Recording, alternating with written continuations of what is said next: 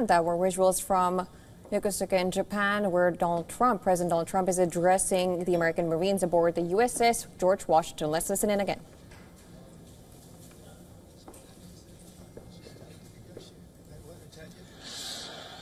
But I'm delighted to report that I've just approved the first batch of missiles. You saw a couple of them coming down with me. I hugged them.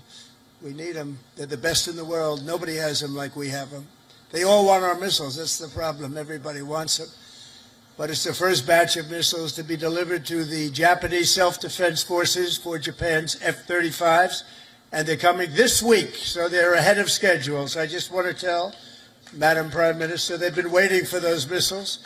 And we got them here right away as soon as I heard about it. I want to thank former Senator, a great gentleman, by the way. He was so popular, but I took him out and I made him Secretary of State. I think he was born for it. Marco Rubio, thank you very much, Marco. Where are you, Marco? Great job. Great job. He was born for it. Ambassador George Glass, thank you very much, George. Good job you're doing. Thank you.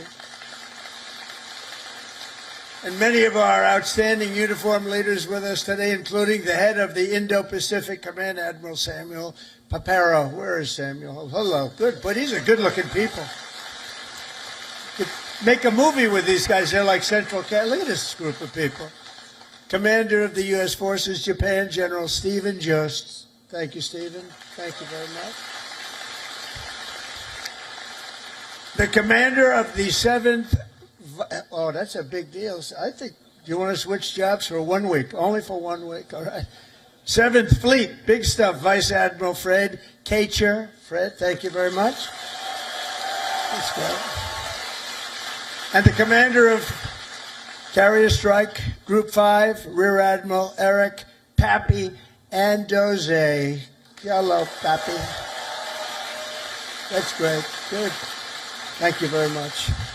And, of course, we can't forget about your command triad aboard the George Washington. There's nothing like this one. This is a beauty. And I hear your commanding officer is a big Alabama football fan. You know, I love Alabama.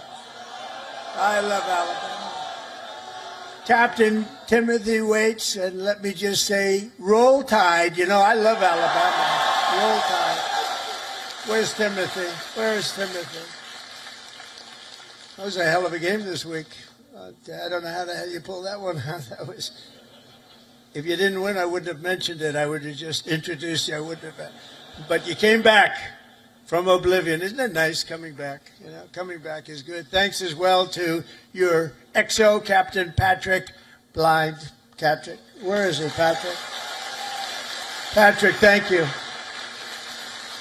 Highly respected person. All of these people are the best. Look at them. I mean, you look at them.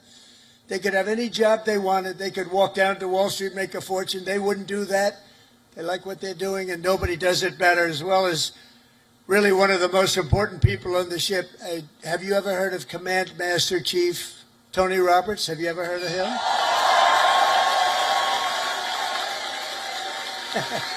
Wherever you are. Where's Tony?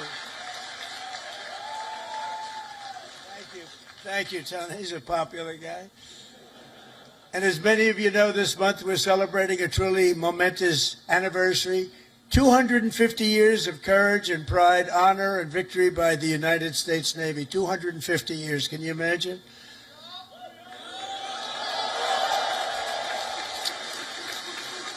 And 3 weeks ago, Melania and I flew to Naval Station Norfolk. I think many of you probably know that, and witnessed an unforgettable display of pure American dominance at sea. It was incredible to watch. They gave us some. Then I said, slow it down, costs a lot of money. Let's save it. You know, let's relax a little bit.